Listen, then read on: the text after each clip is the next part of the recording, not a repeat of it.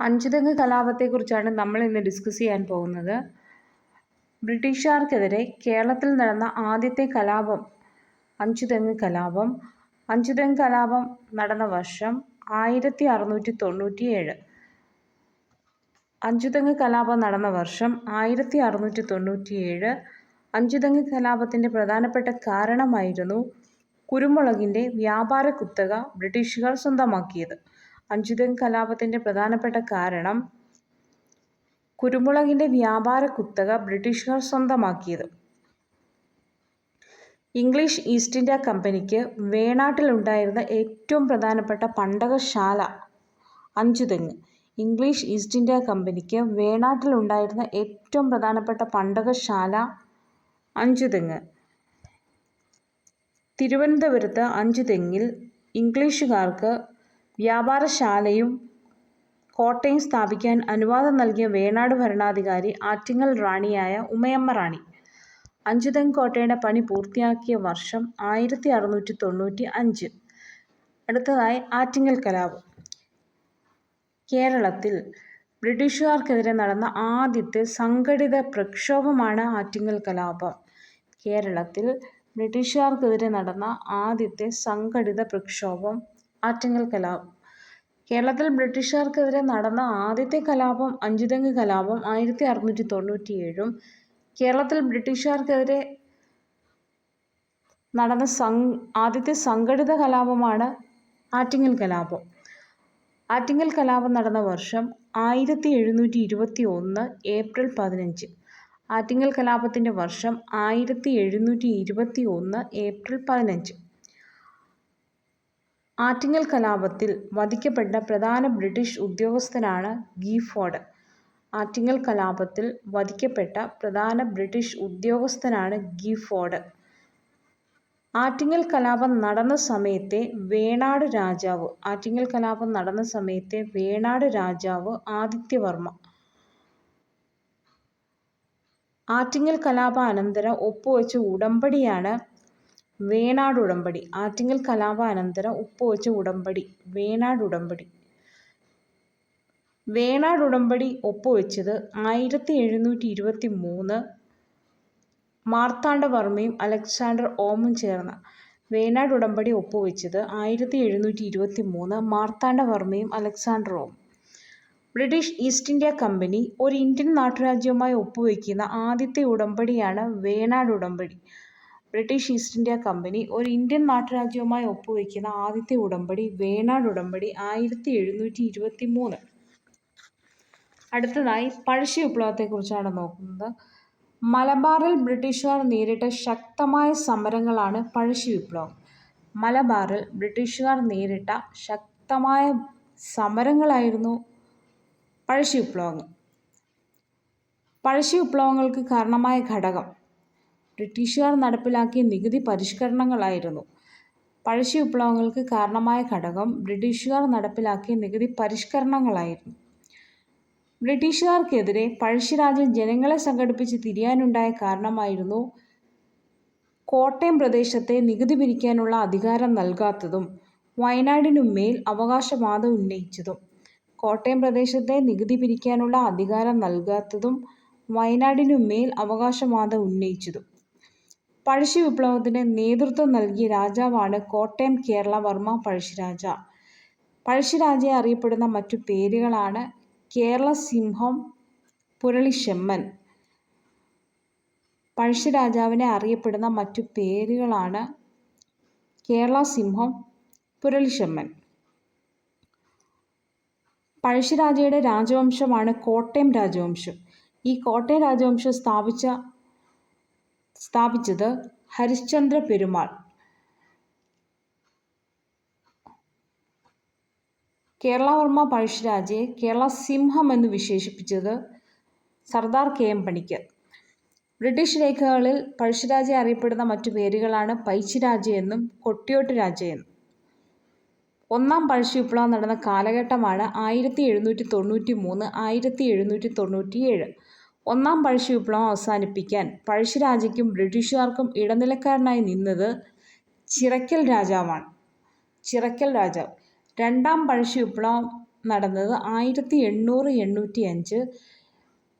എന്തിൻ്റെ അനന്തരഫലമായിട്ടാണ് രണ്ടാം പഴശ്ശി വിപ്ലവം ഉണ്ടായത്? നാലാം മൈസൂർ വിപ്ലവത്തിൻ്റെ അനന്തരഫലമായിരുന്നു രണ്ടാം പഴശ്ശി വിപ്ലവം. നാലാം മൈസൂർ യുദ്ധത്തിൻ്റെ അനന്തരഫലമായിരുന്നു രണ്ടാം പഴശ്ശി വിപ്ലവം. രണ്ടാം പഴശ്ശി വിപ്ലവത്തിന് പെട്ടെന്നുണ്ടായ കാരണം ബ്രിട്ടീഷുകാർ വയനാട് പിടിച്ചെടുക്കാൻ ശ്രമിച്ചതാണ്. രണ്ടാം പഴശ്ശി വിപ്ലവത്തിന് പെട്ടെന്നുണ്ടായ കാരണം ബ്രിട്ടീഷുകാർ വയനാട് പിടിച്ചെടുത്തതാണ്.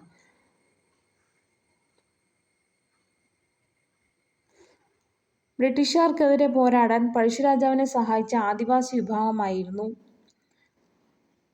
കുറിച്യർ. ബ്രിട്ടീഷുകാർക്കെതിരെ പൊരുതാൻ പഴശ്ശിരാജാവിനെ സഹായിച്ച ആദിവാസി വിഭാഗമാണ് കുറിച്യർ. പഴശ്ശിരാജയുടെ പ്രധാനമന്ത്രിയാണ് കണ്ണവത്ത് ശങ്കരൻ നമ്പ്യാർ. പഴശ്ശിരാജയുടെ പ്രധാനമന്ത്രി കണ്ണവത്ത് ശങ്കരൻ നമ്പ്യാർ. പഴശ്ശിരാജാവിൻ്റെ സർവ്വസൈന്യാധിപനായിരുന്നു കൈതേരി അമ്പു നായർ. കൈതേരി അമ്പു നായർ. ബ്രിട്ടീഷുകാർക്കെതിരെ പഴശ്ശിരാജ ആവിഷ്കരിച്ച യുദ്ധതന്ത്രം ഒളിപ്പോർ അല്ലെങ്കിൽ ഗറില്ല യുദ്ധം. ബ്രിട്ടീഷുകാർക്കെതിരെ പഴശ്ശിരാജ ആവിഷ്കരിച്ച യുദ്ധതന്ത്രമായിരുന്നു ഒളിപ്പോർ അഥവാ ഗറില്ല യുദ്ധം. ഒളിപ്പോർ നടത്താൻ പഴശ്ശിരാജയെ സഹായിച്ചത്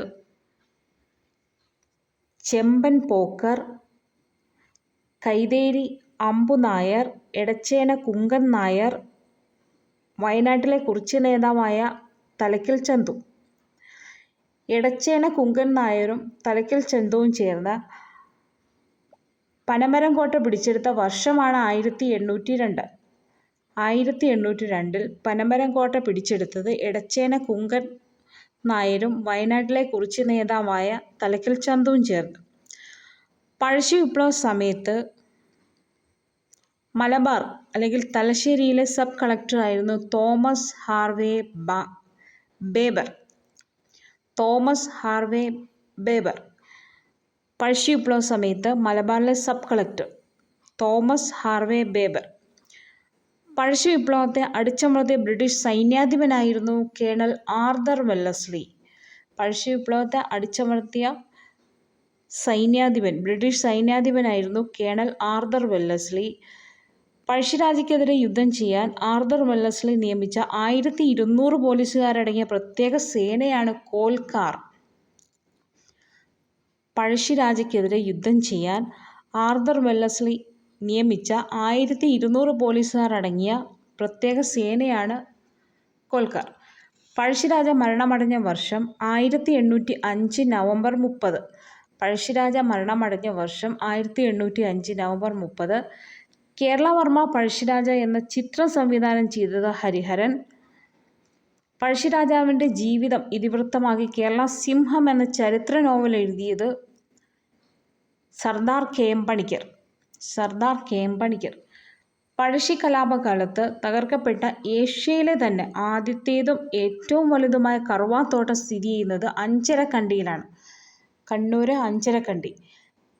പഴശ്ശി കലാപകാലത്ത് ഏറ്റവും വലുതും ഏഷ്യയിലെ ആദ്യത്തേതും കറുവാത്തോട്ടം അഞ്ചരക്കണ്ടി.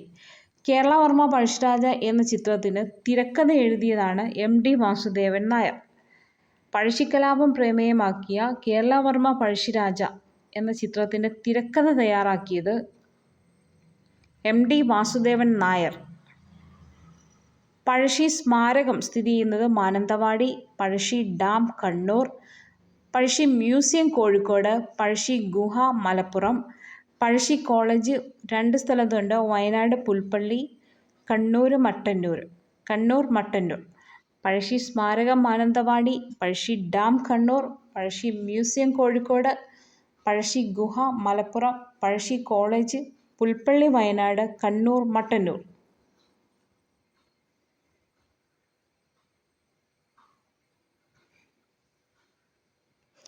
ഇനി അടുത്തതായി നോക്കുന്നത് കുറിച്യകലാപം.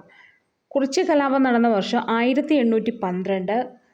കുറിച്യകലാപം നടന്ന വർഷം 1812. കുറിച്യകലാപത്തിന് നേതൃത്വം നൽകിയത് രാമനമ്പി. കുറിച്യകലാപത്തിൻ്റെ പ്രത്യേകതയാണ് ദക്ഷിണേന്ത്യയിൽ നടന്ന ഏക ഗിരിവർഗ കലാപം.